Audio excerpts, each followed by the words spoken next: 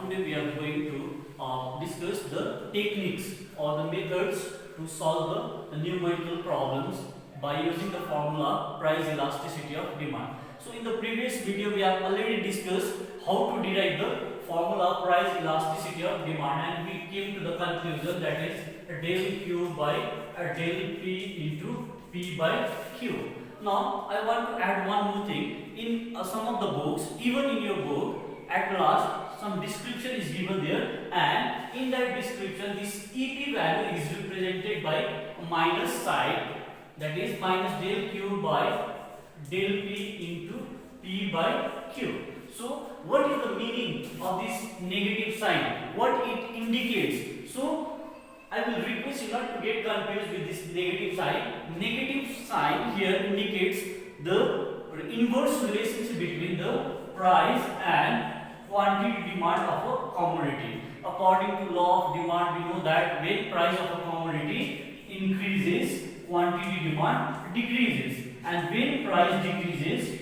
quantity demand increases. So this inverse relationship between price and quantity demand is represented by negative sign, and this negative sign represents the negative slope of the demand curve. We know that demand curve is downward sloping. So this downward sloping demand curve indicates negative relationship between price and quantity demand. Okay, now this method of measurement of price elasticity of demand is done by percentage method. This is the percentage methods of solving the numerical problem of price elasticity of demand. Now we are going to solve one numerical problem from your book by applying the formula price elasticity of demand, that is EP equals to del Q by del P into P by Q. Now question is, the price of a commodity falls from rupees 50 to rupees 30, resulting in an increase in the purchase of a commodity from 200 units to 220 units. Calculate the price elasticity of demand. So here from the question you have to know which one is the value of del Q, which one is the value of del P, which one is the value of P, which one is the value of Q. Now we are going to solve this question to show you how to solve the numerical problem. So here the initial price of a commodity is given as rupees 50. So let's take P is equals to rupees 50, and the price falls from rupees 50 to rupees 30. So P1, let's represent this P1 by rupees 30. Similarly, here it is mentioned that resulting in an increase in the unit purchase from 200 to 220 units. So here Q equals to 200 units and Q1 equals to 220 units. Now, how to find del Q and how to find del P, we have to know. So in order to find this del P, that is change in price, is equals to P minus P1. So here the value of P is given as rupees 50 minus 30. So how much we will get here? 20. Similarly, we will do it for del Q, that is change in quantity, and that is represented by del Q. So del Q equals to Q1 minus Q.